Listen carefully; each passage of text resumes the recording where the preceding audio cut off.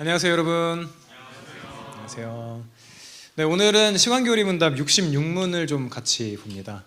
우리는 계속 주기도문을 좀 살펴보고 있고요. 주기도문 내용 중에서 이제 좀 국면이 조금 바뀌는 그런 시점에서 양식에 대한 말씀을 좀 듣게 될 건데요. 먼저 시간교리 문답 문을 제가 읽으면 답을 여러분들이 같이 읽어주시면 좋겠습니다. 제가 먼저 66문을 읽겠습니다. 오늘 우리에게 일용할 양식을 주시옵고라는 말은 무슨 의미입니까? 시작.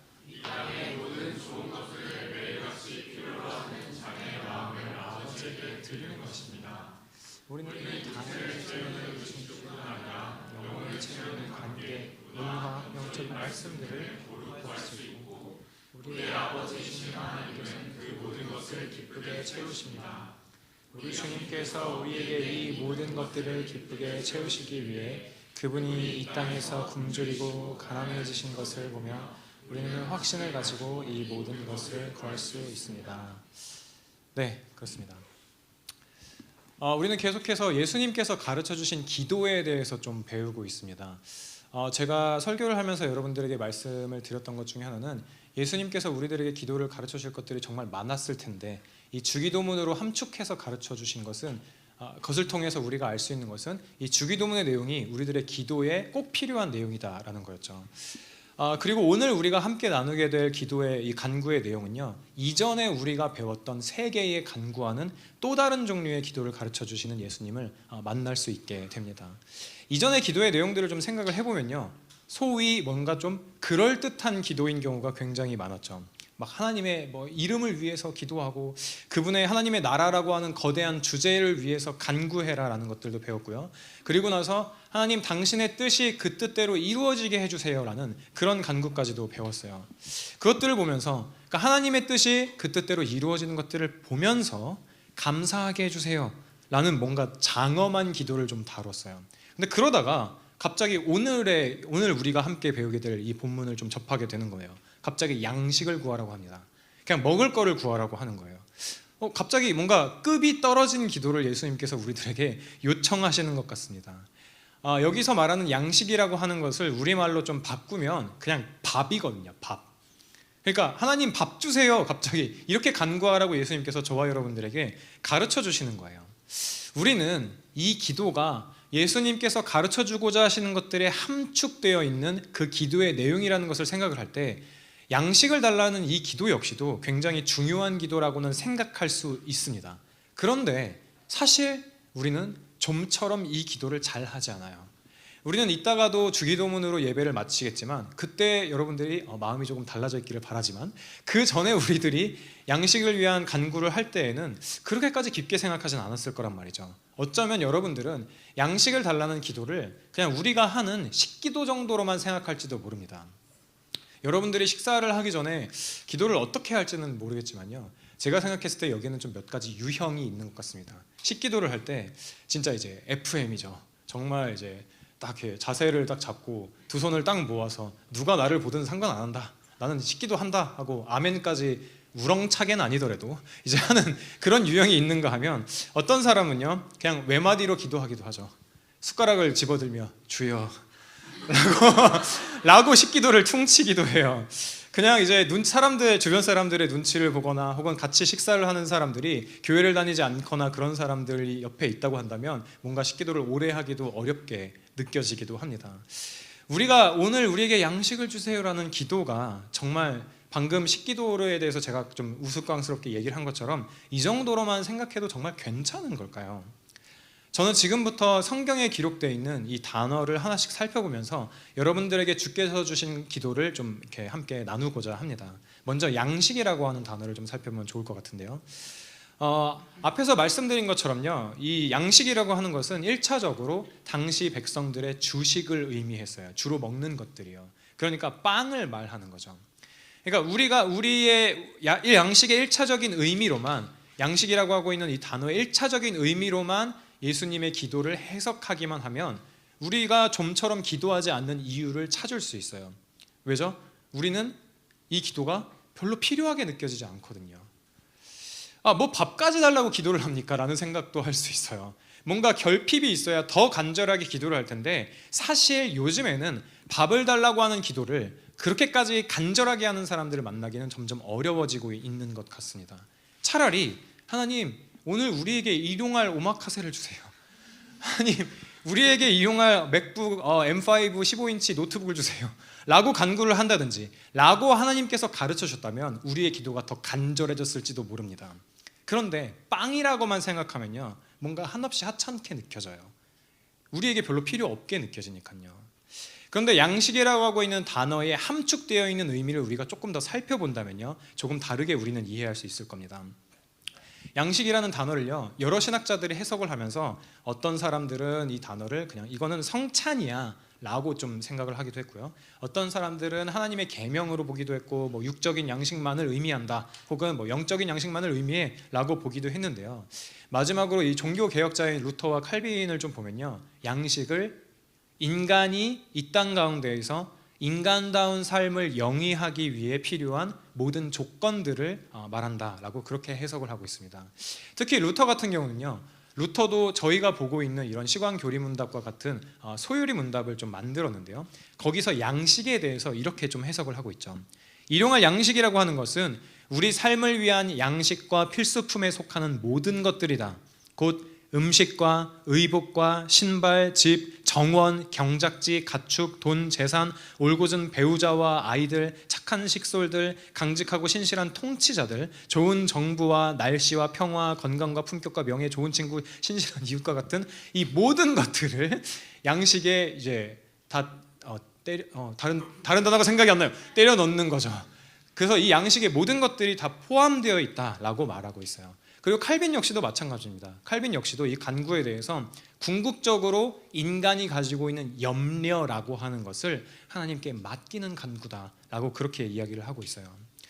이 사람들이 이렇게 다양한 해석들을 할 수 있는 이유는요 인간이라고 하는 존재, 저와 여러분의 존재가요 단순히 배부름만으로는 행복할 수 없는 존재이기 때문이에요.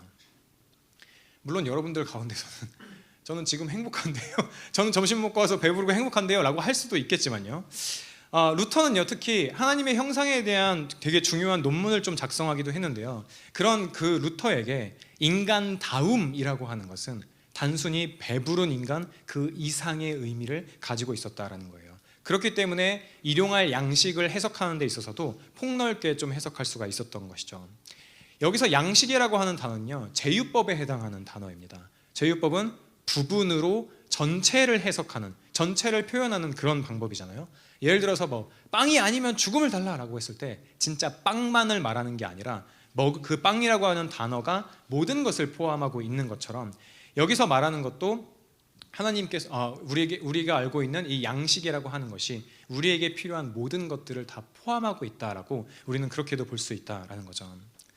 그런데 동시에 우리들이 생각해야 될 것은 무엇이냐면요 일용할 양식에 해당되는 인간다움을 위해 모든 것을 구해도 돼. 그러니까 너희들은 그것들을 모든 것을 구하기 위해 기도해 라고 예수님께서 말씀해 주신 것이 그것들로부터 오는 즐거움에만 빠져 살아도 된다라는 그런 허가증이 아니다라는 겁니다.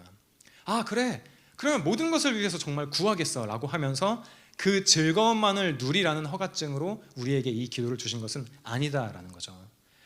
주께서 저와 여러분들에게 허락해 주신 것들은요 정말 좋은 것들입니다. 그런데 이것에 대한 사랑의 질서가 뒤바뀔 때요 이 양식은 오용되는 거예요. 하나님을 위한 양식들이, 하나님의 나라를 위한 양식들이 아니라 양식들을 위해서 하나님의 나라를 구하게 되는 일들이 발생하게 되고 이것을 성경은 죄라고 우리들에게 가르쳐주고 있죠. 저와 여러분과 같이 타락한 인간들은요 좋은 것을 오용하기 쉽고 사용해야 될 것에, 원래 사용해야 될 곳에 사용하지 못하기도 합니다. 심지어 음식을 먹는 것에 있어서도 과하게 먹거나 심히 까다롭게 먹기도 하죠. 그리고 그렇게 할 만한 형편이 되지 못하면 불행하다고 스스로를 여기기도 하고 대리만족을 위해서 먹방을 보기도 하는 거예요. 이 과식의 심리학이라는 책을 쓴 이 이름도 신기합니다. 키마 카길이라는 교수님이 계신데요. 이 교수님이 사람들이 먹방을 보는 이유에 대해서 이렇게 좀 설명을 해주고 있습니다. 존재의 결핍을 느끼는 현대인이 대중과 사회의 접점을 찾기 위해서 먹방을 본다라는 거죠. 존재의 결핍을 계속 느끼고 있는, 어디서도 채워질 수 없는 그 결핍을 느끼는 현대인이 대중과 사회 안에 소속감을 느끼기 위해서, 접점을 찾기 위해서 먹방이라고 하는 것들을 계속 본다라는 거예요. 먹방의 특징은 뭐가 있죠? 우리가 서로 식사를 하게 되면 서로 뭔가 배려를 해야만 합니다. 뭔가 그 식사를 하면서 예절을 지켜야 되기도 하고 이야기를 나누기도 하고 이야기를 듣기도 해야 돼요. 그런데 먹방은 어떻죠? 서로에게 서로를 내줄 필요가 없습니다. 그냥 먹는 것들을 쳐다보기만 하면 되고 나도 내 맘대로 먹어도 돼요. 부담스럽지 않게 먹방하는 사람과 식사하는 느낌을 우리들에게 제공해 줄 수 있죠. 그렇기 때문에 이런 방식으로 우리들의 존재의 결핍을 메꾸려고 하는 것들 때문에 우리가 먹방을 보기도 한다라는 겁니다.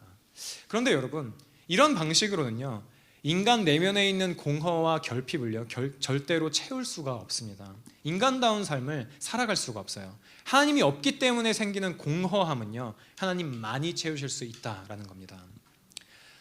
아우구스티누스라는 신학자가 이제 우리 2부 예배 때도 잠깐 등장을 했지만 지금 이 오후 예배 때도 여러분들에게 말씀을 드리자면요, 아우구스티누스는요, 인간이 사용하는 대상과 향유하는 대상으로 나누어서 설명을 하고 있습니다. 인간이 사용하는 대상은요, 더 높은 또 다른 목적을 위해서 존재하는 이 대상들이에요. 그리고 향유해야 하는 대상은 이것 자체가 목적이 되는 것이죠. 그래서 하나님만이 우리들의 누려야 될 대상이 되고 그 외에 다른 것들은 그것들을 통해서 하나님을 누리기 위해서만 사용되어야 된다라는 겁니다. 이게 뒤바뀔 때 죄가 된다라는 거예요. 이게 뒤바뀔 때 인간에게 불행이 찾아온다라는 거죠. 예를 들면 이런 예를 좀 들 수 있을 것 같습니다. 저와 여러분들이 속해 있는 이 시광교회는요, 대한예수교 장로회 고신에 속해 있는 그런 이제 교회입니다. 그리고 이 고신 교단에서 얘기를 하고 있는 것은요, 목사가 되기 위해서 결혼을 해야 돼요. 그게 아니라면 적어도 몇 개월 안에 결혼을 하겠다라는 확정적인 뭔가 근거가 있어야지만 목사 안수를 주기도 합니다. 그런데 여러분 중에 누구가 저한테 이런 질문을 해봤다고 생각해 보세요. 강도사님이 이제 와이프를 사랑하는 이유가 뭐예요? 결혼하신 이유가 뭐예요? 라고 했을 때 제가 이렇게 대답을 해본다고 생각해 보세요. 목사 되려고. 나 고신교단에서 목사하고 싶어서 결혼했어 라고 한다면 지금 여러분들이 저를 쓰레기같이 쳐다보는 것처럼 되게 안 좋은 사람이 되는 것이잖아요. 왜죠? 와이프 있는 그대로 현경 자매를 제가 사랑하고 향유하고 누려야 되는데 어떤 한 목적 그 자체가 아니라 목사라고 하는 목적을 위한 도구로서 사용하게 돼버린 거죠. 그럴 때 우리 안에 약간 혐오감이 생기게 만드는 것처럼 우리가 하나님을 바라볼 때도 역시 마찬가지다라는 거예요. 우리가 사용해야 될 대상과 누려야 될 대상의 질서를 잘 모르고 혼동하게 될 때 우리 안에 불행이 찾아온다라는 것이죠. 온전히 누리고 사랑해야 될 대상인 하나님을 수단으로만 생각하고 수단으로 사용해야 될 것들을 목적으로 삼을 때 인간은 불행해진다는 거예요. 이 안에는 돈이 들어갈 수도 있고요, 관계가 들어갈 수도 있고 우리들의 안정이 들어갈 수도 있겠죠. 여기서 한 단계 더 생각해 볼 게 있습니다. 인간의 육체뿐만 아니라 영혼까지도 인간다움을 위해서 돌봄을 받아야 된다라는 거예요. 하나님의 나라와 명예와 그리고 그분의 뜻을 성취되기 위해서는 우리들에게서는 육적인 양식뿐만 아니라 영적인 필요도 채워져야 돼요. 이 모든 것들이 우리가 지금 살펴보고 있는 일용할 양식이라고 할 때 이 양식이라는 단어에 해당되는 의미다라는 겁니다. 그렇기 때문에 우리는 이 양식에 포함되어 있는 뜻이 우리 육체를 위한 음식뿐만 아니라 인간다움을 위한 문화생활도 포함하고 동시에 이 모든 것들이 하나님을 누리고 사랑하는 데 사용돼야 된다라는 것들을 지금까지 배웠습니다. 그리고 다음 단어를 또 한번 살펴보겠습니다. 이번에 좀 깊이 볼 단어는요, 일용할이라고 번역된 단어입니다. 이 단어가 굉장히 어렵습니다. 왜냐하면 이 성경에 있는 단어들의 뜻을 추적해 가는 데 있어서는 우리가 여러 가지 것들을 사용하기도 하는데요, 보통은 다른 성경에 있는 똑같은 단어를 찾기도 하고 그 단어의 뿌리들을 찾아 나가기도 해요. 그러면서 이 단어는 이런 뜻이구나를 찾아가기도 하는데, 여기서 말하는 일용할이라고 하는 단어가 주기도문에서 가장 어렵다고 주장하는 신학자도 있는데요, 왜냐하면 여기에 사용되는 단어가 성경 안에서도 주기도문을 사용할 때만 등장하기 때문이에요. 그리고 기독교적인 그런 책 밖에서는 아예 등장도 안 하기 때문이죠.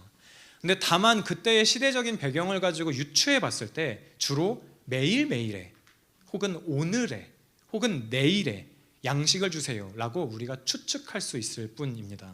이거는 그렇다고 한다면 오늘 양식을 일용할 양식을 우리에게 주세요라고 할 때에 이 기도가 그냥 하루 양식에 대해서만 하나님께서 보장해 준다라는 그런 의미일까요? 오늘 양식, 주일에 양식만 줄 테니까 내일 양식은 또 내일은 너가 알아서 구해야 돼? 이런 것을 의미할까요?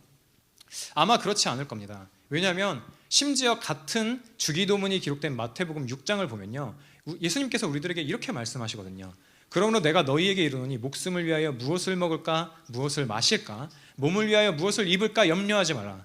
목숨이 음식보다 중하지 아니하며 몸은 의복보다 중하지 아니하냐. 공중의 새를 보라. 심지도 않고 거두지도 않고 창고에 모아들이지도 아니하되 너희 하늘 아버지께서 기르시나니 너희는 이것들보다 귀하지 아니하냐. 그 뒤에도 이런 말씀들이 이어집니다. 오늘 있다가 내일 아궁이에 던져질 들풀도 하나님께서 이렇게 입히시거든 하물며 너희일까 보냐. 이 믿음이 적은 자들아, 그러므로 염려하여 이르기를 무엇을 먹을까 무엇을 마실까 무엇을 입을까 하지 마라. 이는 다 이방인들이 구하는 것이라. 너희 하늘 아버지께서 이 모든 것들이 너희에게 있을 줄 이미 아신다 라고 우리들에게 가르쳐 주셨어요. 그런데 그 다음에도 이 성경 본문뿐만 아니라 성경 곳곳에서도 하나님께서 자기 백성들을 보호하시고 먹이시고 생명을 공급하신다라는 말씀들이 정말 많이 등장하고 있습니다.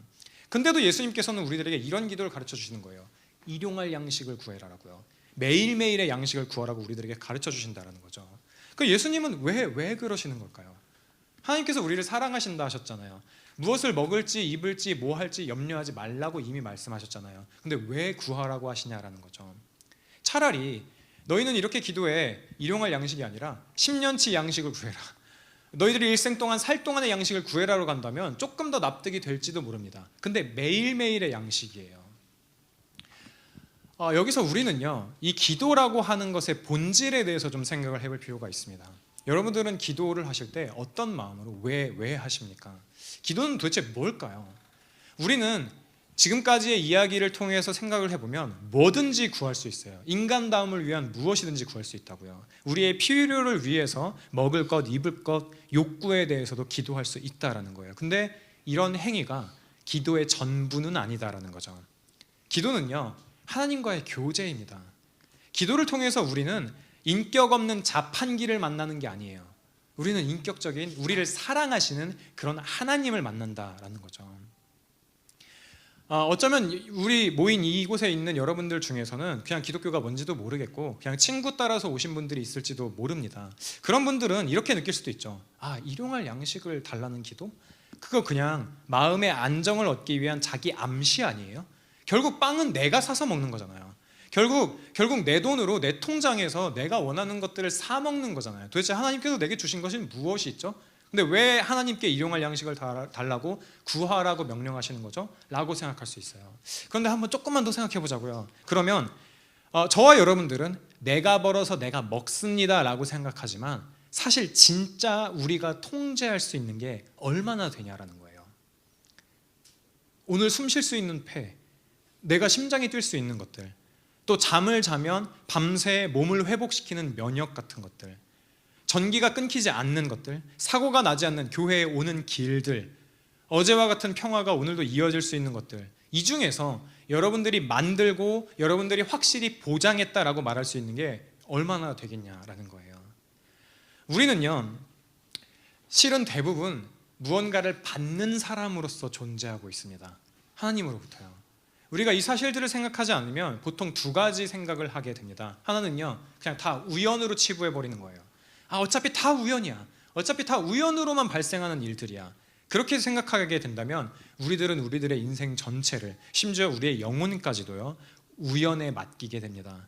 그럼 마음속으로는 점점 더 그 기반을 찾지 못하고 불안해지고 오히려 통제하고자 하는 욕구만 더 커지게 될 수도 있겠죠.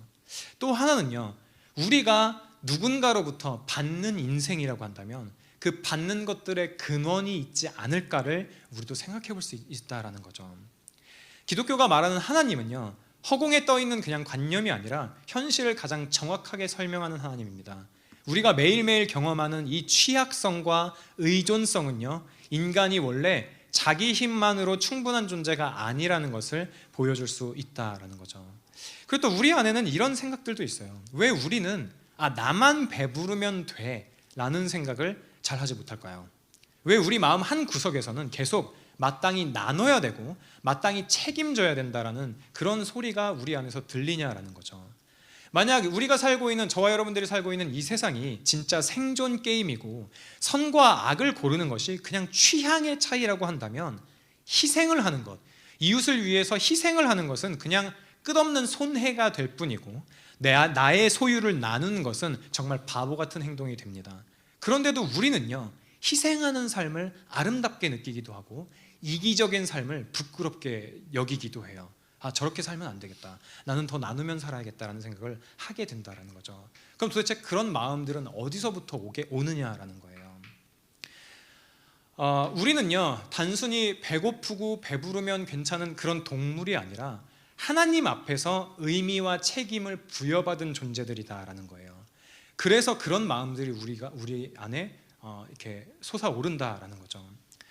오늘 우리에게 일용할 양식을 주세요라는 것은요, 현실을 도피하는 그런 주문이 아니라요, 오히려 하나님, 저는 받아야 되는 존재입니다. 하나님으로부터 받아야만 하는 존재입니다. 그러니 나를 살려주세요, 그러니 우리를 살려주세요라고 하는 가장 현실적인 고백이 된다라는 거죠. 그리고 결정적으로 하나님께서는요, 저와 여러분들을 이 땅 가운데 던져놓고 니들끼리 잘 해봐, 이제 열심히 발버둥 치면서 이 서울 땅에서 열심히 살아봐 라고만 말씀하시는 게 아니다라는 거예요.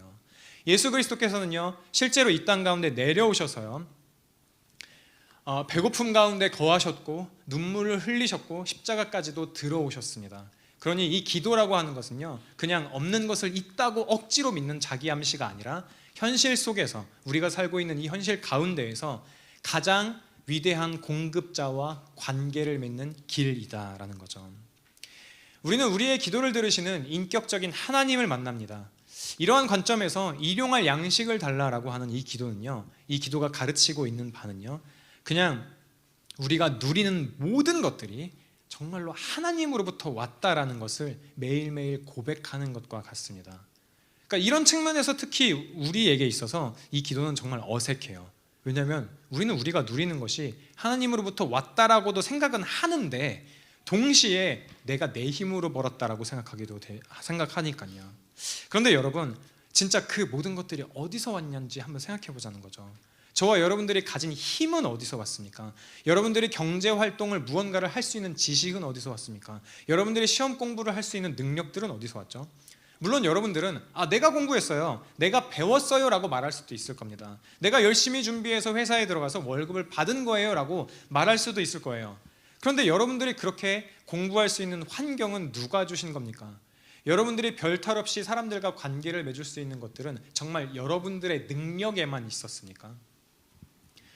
참으로 여러분들이, 그리고 제가 누리는 모든 것들이 하나님으로부터 왔습니다. 이 사실을 믿는 어떤 목회자는요, 심지어 이렇게까지 얘기해요. 진실로 우리는 하나님 앞에서 가난한 자도 되지 못한다라고요. 진실로 우리는 하나님 앞에서 가난한 자도 되지 못한다고요. 이게 무슨 뜻이냐면요, 가난해지려면 일단 내 소유가 있어야 되잖아요. 근데 그것마저도 없다라는 거예요. 그렇기 때문에 우리는 가난해질 수도 없다라는 거죠. 모든 게 하나님으로부터 왔으니까요. 우리의 생명조차도 우리들의 것이 아니니까요. 우리는 예수님께서 가르쳐주신 기도를 통해서 하나님께 고백하는 거예요. 하나님, 나는 매일의 양식이 필요합니다. 나는 아무것도 아닌 존재예요. 아주 작아 보이는 간구, 세상 사람들이 아무것도 아니라고 생각하는 한 끼 식사라도 하나님께서 내게 주시지 아니하시면 나는 먹을 수 없어요 라고 고백하는 것이다라는 거죠. 그러니까 일종의 신앙 고백과도 같다라는 거예요. 성경 곳곳에 약속에도 불구하고 매일의 양식을 구하라고 명령하신 것은요, 우리가 이 기도를 하지 않으면 하나님께서 이 약속하신 것들을 잊어버리셔서 우리가 굶주리게 되기 때문이 아닙니다. 오히려 하나님의 도움 없이는 한순간도 살 수 없는 존재다라는 것을 잊어버릴까 봐 우리가 올리는 기도에 가깝다라는 거죠.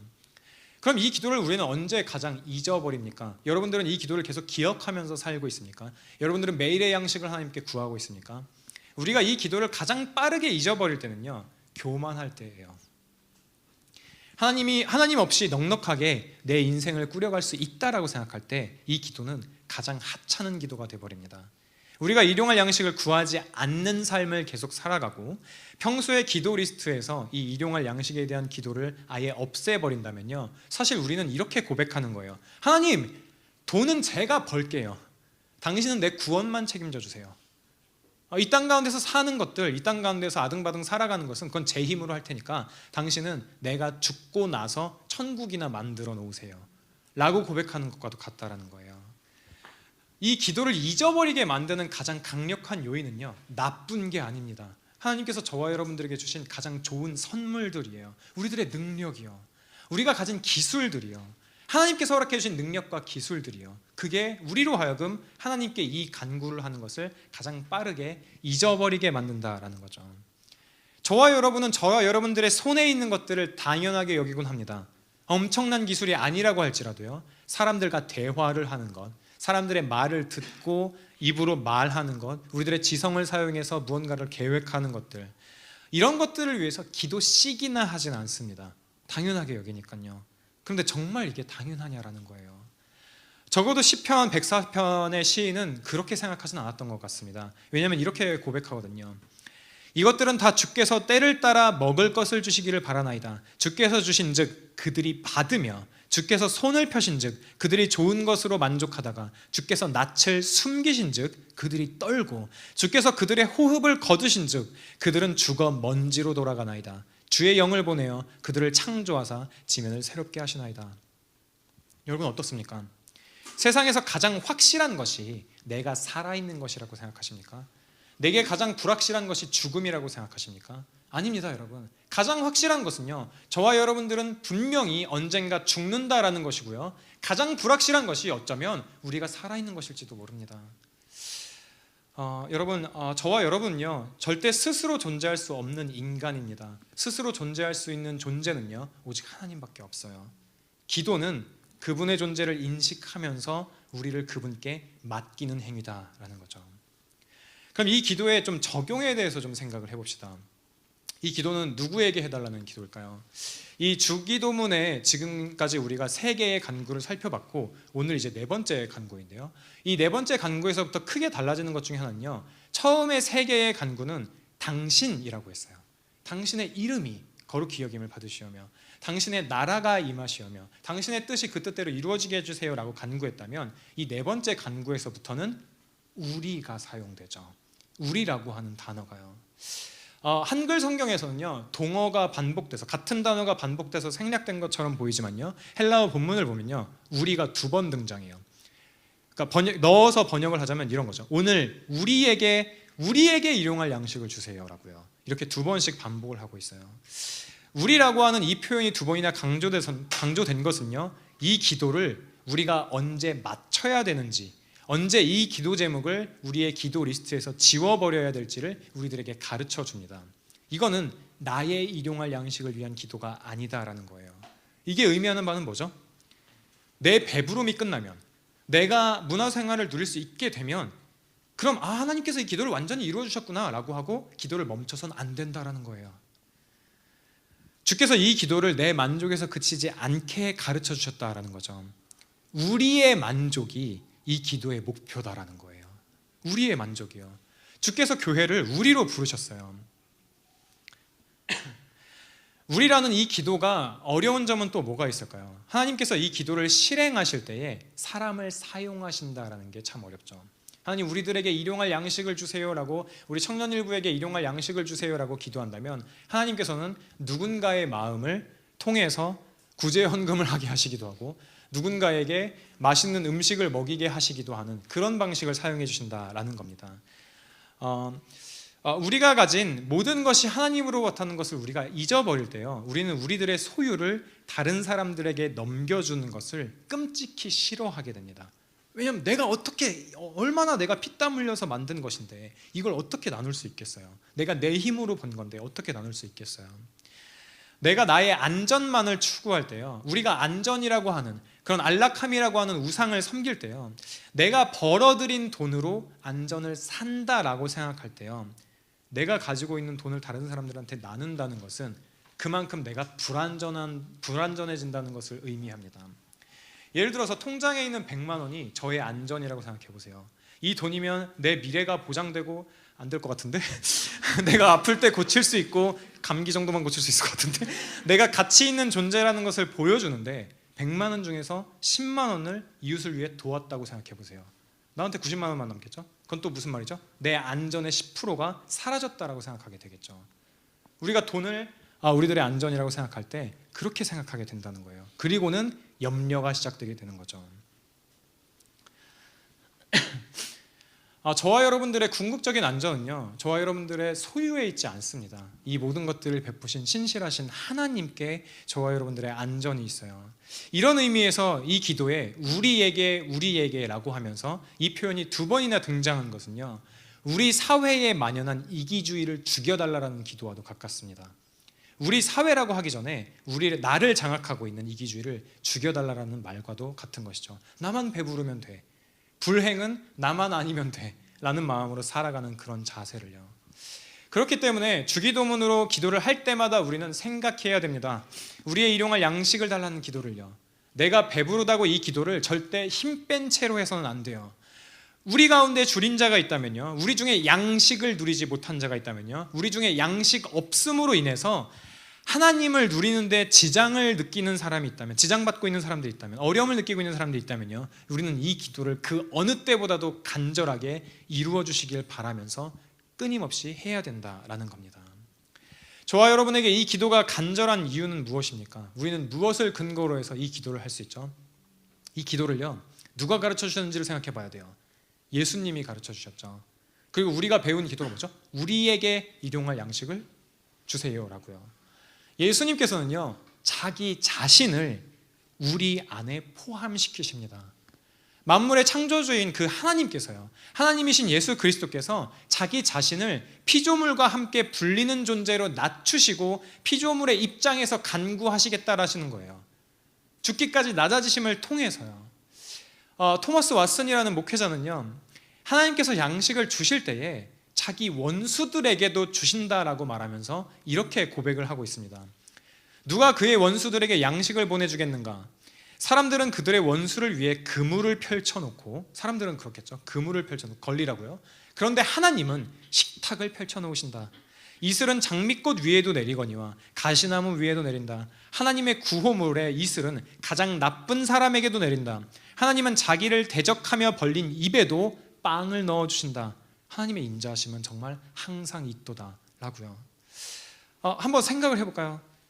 예수님께서 십자가에 달리신 것을 한번 상상을 해봅시다. 그 십자가를 제작한 사람이 있지 않겠어요? 예수님께서 달리신 십자가를 제작한 사람은 어떻게 그 기술을 배우게 됐을까요? 그럼 예수님을 못 박았던 로마 병사는 어땠을까요?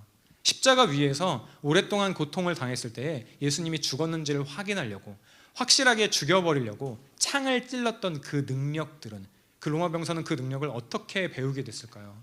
그 병사들이 자신의 유일하신 아들, 하나님의 유일하신 아들 예수 그리스도를 십자가에 못 박을 사람들임을 성부 하나님께서는 분명히 알고 계셨을 겁니다. 계획하셨을 거예요. 십자가도 우발적인 사건이 아니라 하나님의 계획 안에 있었기 때문에 그 모든 것들은 하나님의 계획 안에 있었을 겁니다. 근데 하나님께서는요, 예수를 십자가에 달리게 하기 위해서 이 모든 것들을 준비하셨죠. 예수님을 못 박을 로마 병사에게 일용할 양식을 주셨어요. 예수님께 찌를 창을 날카롭게 만들 장인을 길러내셨어요. 그 사람의 성향을 사용해서 그 사람에게 그런 직업들을 주셨겠죠. 왜 그러셨을까요? 왜 그렇게까지 철저하게 하나님께서는 준비하셨을까요? 자기 아들을 죽이는 그 계획이에요. 저와 여러분들을 사랑해서요. 무가치한 저와 여러분들, 일용할 양식 따윈 구하지 않고 평생 먹을 양식만 구하고 내 욕망을 다 채워주지 않는 하나님을 비난하면서 원망하는 저와 여러분을 위해서 하나님은 그 모든 것들을 예비하시고 준비하셨습니다. 그리고 예수 그리스도께서는요, 순종하면서 십자가의 길을 걸어가셨죠. 십자가에 달리사 그 모든 고통을 겪은 주께서요, 저와 여러분의 죄 때문에 정말 죽으셨습니다. 저와 여러분에게 이런 기도를 가능하게 하기 위해서요, 하나님 우리에게 오늘 먹을 양식을 주세요 라고 하는 이 기도를 가능하게 하기 위해서 예수님께서는 그 길을 걸으셨습니다. 요한복음에 따르면요, 예수님께서는 자신의 양식에 대해서 이렇게 말씀하십니다. 예수께서 이르시되 나의 양식은 나를 보내신 이의 뜻을 행하며 그의 일을 온전히 이루는 이것이니라. 양식으로 인해 만족을 누리는 것을 우리가 볼 때요, 예수님의 만족은 그분의 뜻을 이루는 거였어요. 그분의 일을 온전히 이루는 거였어요. 그리고 그 일을 완전히 이루셨죠. 십자가에서요. 엠마오로 가는, 너무 장면 전환이 빠르죠. 누가복음에 보면요, 죄송해요. 할 말이 너무 많아가지고 그리스도께서 부활하신 뒤에 십자가를 지고 죽으신 뒤에 부활하시고 나서 엠마오로 가는 두 제자와 이야기를 나누세요. 그들은요 예수님을 알아보지 못합니다. 처음에는. 근데 예수님이 막 성경을 설명해 주세요. 이런 건 이런 내용이고 저런 건 저런 내용이야. 이렇게 하다 보니까 그들이 예수님의 가르침이 좋아서 그럼 우리 좀만 더 얘기하다 갑시다 라고 할 때에 같이 식사를 하게 됐죠. 예수님께서 떡에 축사하시고 그들에게 주실 때야 이 사람이 이분이 나한테 성경을 가르쳐 주신 분이 부활하신 예수님이구나 라는 것을 깨닫게 되고, 그리고 그 즉시 예수님은 사라지십니다. 그리고 다시 제자들에게 나타나시죠. 그리고 이렇게 말씀하십니다. 그들이 너무 기쁨으로 아직도 믿지 못하고 놀랍게 여길 때에 이르시되 여기 무슨 먹을 것이 있느냐 하시니 이에 구운 생선 한 토막을 들으니 받으사 그 앞에서 잡수시더라 라고 말씀하십니다. 예수님은 참으로 인간이십니다. 참으로 하나님이시면서 참으로 인간이십니다. 그래서 제자들에게 이렇게 말씀하신 거죠. 여기 뭐 먹을 것 없니? 너무 볼품없지 않습니까? 부활을 하셨어요. 죽음을 이기시고 부활하셨어요. 더 화려한 모습이 아니라, 더 강해 보이는 그런 모습이 아니라 나약하고 어쩌면 하찮게 보이는 모습으로 우리에게 이렇게 말씀하시는 거예요. 제자들에게 이렇게 말씀하시는 거예요. 얘들아 나 밥 좀 줘라고요. 하나님이신 그분께서요 제자들에게 밥을 달라고 하십니다. 그리스도께서 저와 여러분과 같은 죄인들을 위해서 이 정도 수준으로 낮아지셨다라는 거예요. 인간이 마땅히 향유해야 되는 가장 큰 목적으로, 가장 최종적인 목적으로 삼아야 될 대상인 예수 그리스도께서, 그저 누려야만 하는 그분께서 우리로, 저와 여러분과 같은 죄인들로 하여금 하나님을 누리게 하기 위해서 마치 우리가 사용해야 될 대상처럼 이 땅 가운데 오셨다라고요. 그리고는 저와 여러분들의 영원한 양식이 되셨죠. 영원한 행복을 위한 그런 양식이요. 여러분들은 이 예수 그리스도를 정말 믿고 있습니까? 그분을 정말 영원한 양식으로 생각하고 있습니까? 우리 매일매일의 양식을 구하면서 예수 그리스도를 더욱더 바라보면 좋겠습니다.